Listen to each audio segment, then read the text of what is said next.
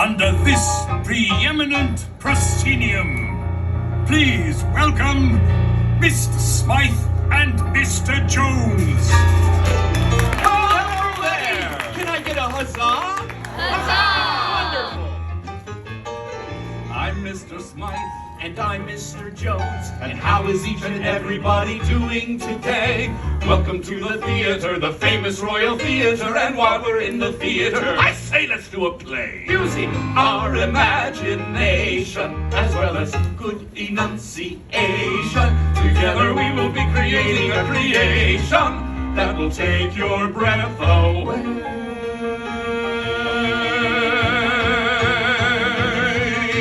For all the world is a stage, my friend. Attend and hark if you've an ear to lend. We're gonna tell a tale of once upon a time at the start, and there's a happily ever after at the end. I say, Mr. Smythe. Yes, Mr. Jones. What story shall we players play today? Today we shall render upon these boys an adventure that is most hair-raising. Well said, Mr. Smythe. For today we tell the timeless tale of Tangled! It's a very special tale of a very special girl. She's full of hopes and dreams, a little something like you. And if she puts some work into it, makes her mind up to pursue it, she can make her wish come true. It may be awfully hard to do, but with imagination, some courage and determination, if she can conquer all her fears and trepidation, well then she just might make it through. Is a stage, my friend.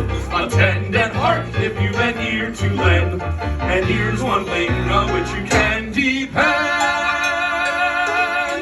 We're gonna make a little magic if you all do your part. We will create a little chronicle of courage and heart. We're gonna tell a tale with once upon a time at the start. And there's a happy ever after at the end.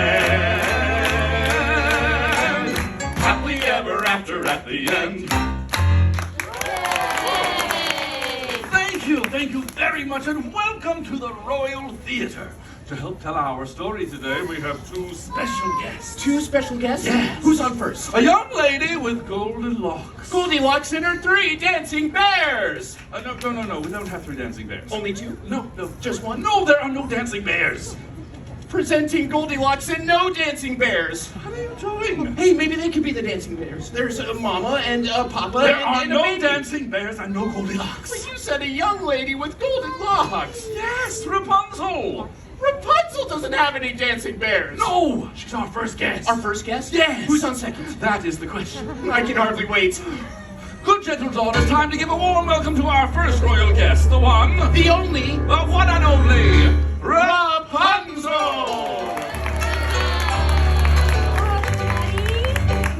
Princess Rapunzel, we are honored to be in your presence today. And we are most delighted that you accepted our invitation to join us in a live performance of your story. Oh, it is my pleasure. After all, who better to help us tell the story of Rapunzel than Rapunzel? This is going to be such an adventure.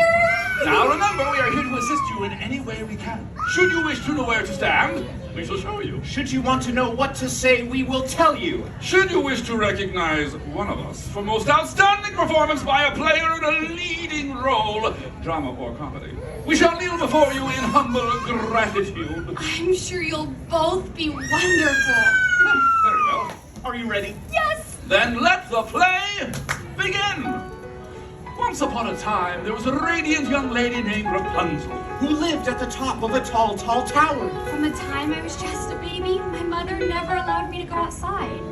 Each day, as Rapunzel gazed out her tower window, she wondered, when would her life begin? My dream was to go see the floating lanterns that appeared in the night sky every year on my birthday. But today, like every other day, Rapunzel's daydreams would be interrupted by the sound of a familiar voice. Rapunzel! Mother Gothel, let down your hair! Oh, let me undo that for you. Wait a minute! You have no idea how long it takes to braid this. But of course. Stunt hair, please. Ooh, what is that?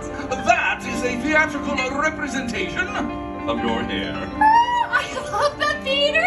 Rapunzel, I'm waiting! Coming, Mother. Oh, be Obediently, Rapunzel lowered her hair so that Mother Gothel could easily ascend the steep tower wall.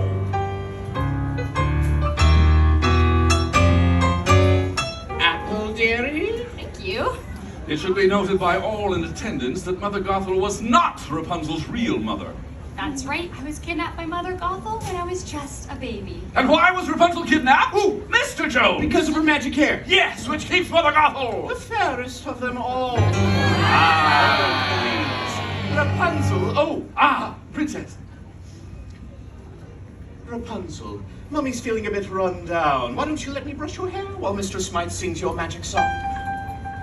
Flower gleam and glow. Whenever I sing the magic song, my hair began to shimmer and glow. And when it glowed, it kept Mother Gothel young with its special healing power. As Gothel brushed the enchanted hair, the years melted away. Like sands through the hourglass, thus were the days of our lives. Thank you, my dear. Princess. Thank you, my dear. Now, get me my mirror.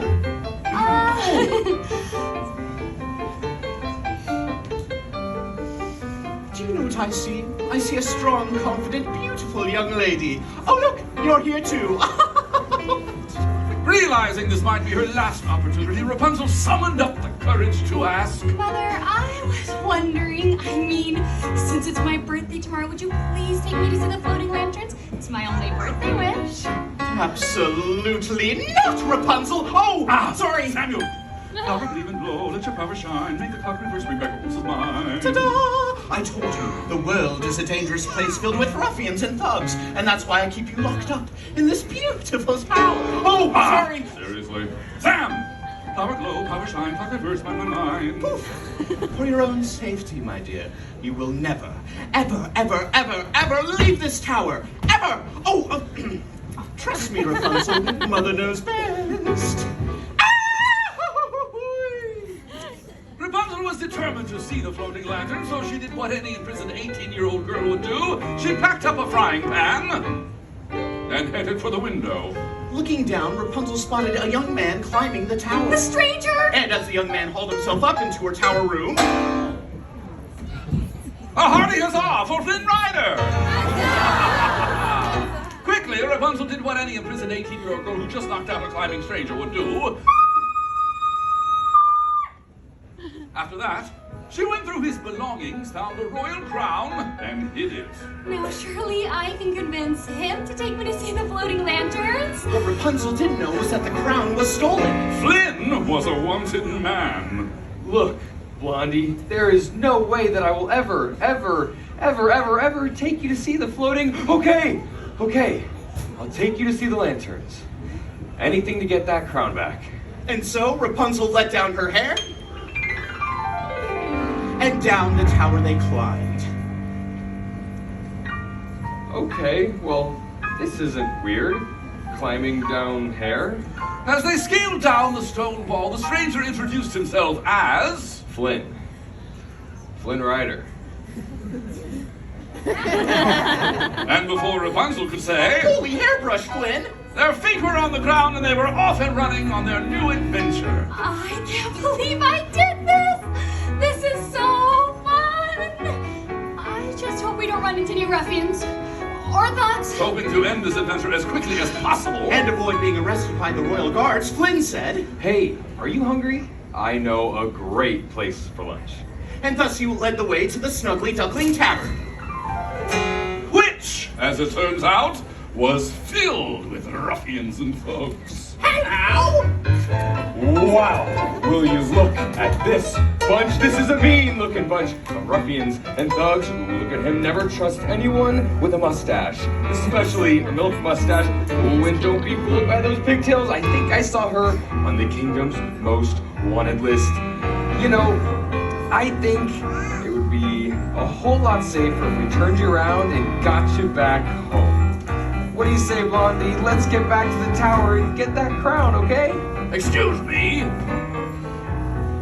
Are you Flynn Rider? Do I look like Flynn Rider? What do you think? Does he look like Flynn Rider? Fair enough! Wait. Give me back my stranger!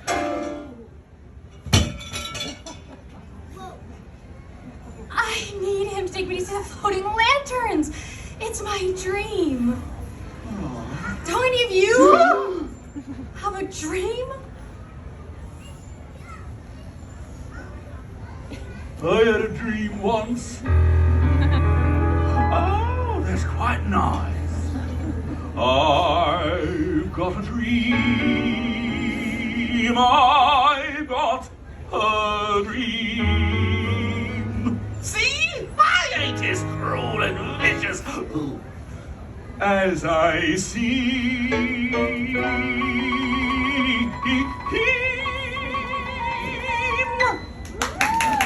Oh, why, thank you, but there's more. Though I do like breaking femurs, you can count me with the dreamers. Like everybody else, I've got a dream. Hey, I've got a dream. Take it away, Pillar Ruffian. I got scars and lumps and bruises, plus something here that oozes. And let's not even mention my complexion. But despite my extra toes and my goiter and my nose, I really want to make a love connection.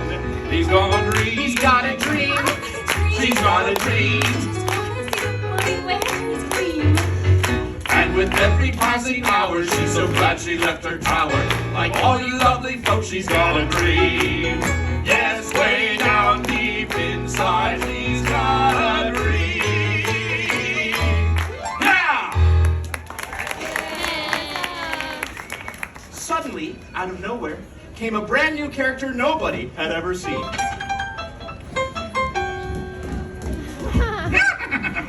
Well, I've seen him. It's Maximus, a horse of the royal guard, and he's after me. Psst, follow me. There's a secret passage.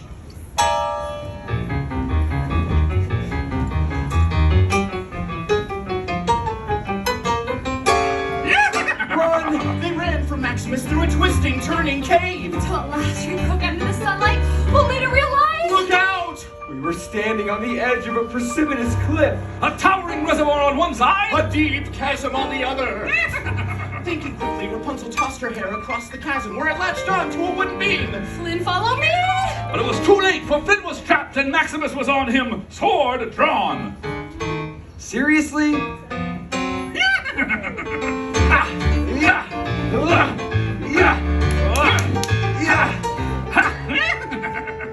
What? Sorry, I'm a little hoarse. Suddenly, with a swift parry and thrust, Maximus knocks the frying pan out of Flynn's hand. That's not Flynn, good. catch! Got it.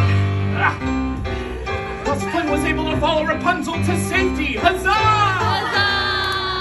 However, the victory was short-lived, for Maximus kicked his hoof against the reservoir. Hoarsely kick, releasing a flood of water. Flynn and Rapunzel found themselves trapped in a cave, too dark to find their way out, with the water level rising. I never should have left the tower. This is all my fault, Flynn. Eugene. What? My real name is Eugene Fitzherbert. Someone might as well know. Well, I have magic hair that glows when I sing. What? I have magic hair that glows when I sing. Flower gleam and glow, let your power show. Rapunzel's hair illuminated the water with its magic light and led them out of the cave. Huzzah! Presenting the backside of water.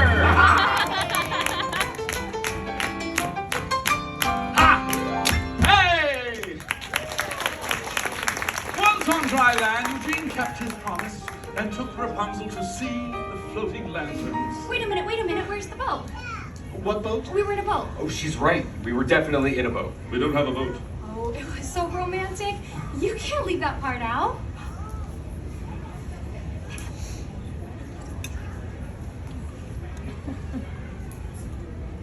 Oh, what is that? It's a theatrical representation of our boat! I love the theater! Sir Samuel? Every year on this day, the king and queen release the lanterns in honor of their lost daughter. They're so beautiful. And as the sky filled with the lantern's warm glow, I realized. Who is falling in love?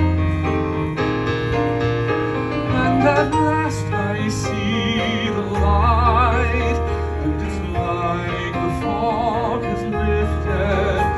And at last I see the light, and it's like the sky is new, and it's warm and real and bright, and the world has somehow shifted. All at once, everything is different now that I see you. Now that I see you.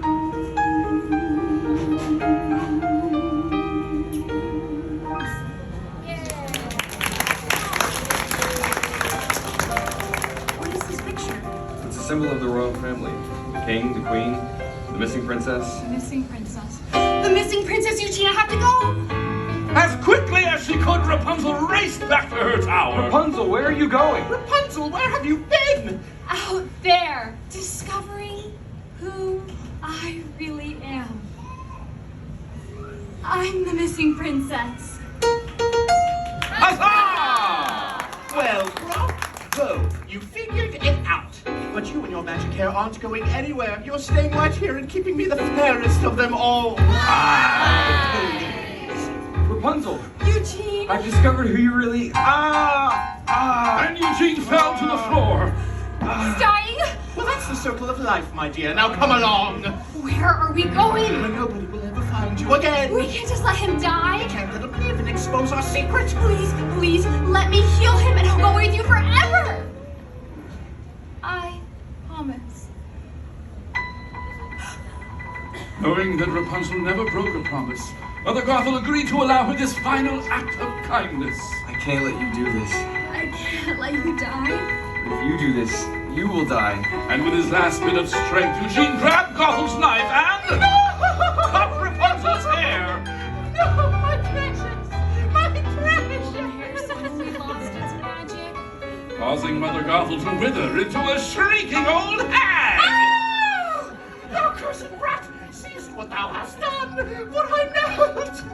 I melt! 'Tis not a bit of fun.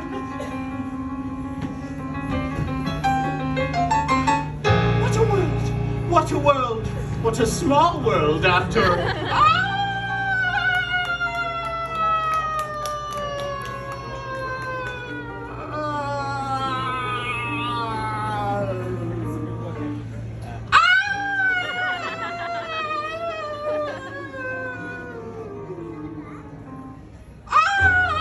Faith, trust in pixie dust! You can fly! You can fly! You can fly! Poof. At last, Eugene, I see the light. Everything is different now that I see you. And with his last breath, Eugene uttered the words. You were my new dream. And you were mine. Rapunzel was heartbroken. In finding her dream, she had lost true love. All that remained was a single tear. The tear fell upon his cheek, and it began to glow. You see, the same magic that was found in Rapunzel's hair was also present in this single teardrop. Its healing light flowed through Eugene and sprang forth, swirling through the tower room. And with that light came new life and new love! Huzzah! We returned to the kingdom and revealed Rapunzel as the missing princess. At which point, the king And the queen. My real mother and father welcomed me with open arms. It wasn't long before Rapunzel married Eugene. And Eugene married Rapunzel. And we all lived Happily ever after!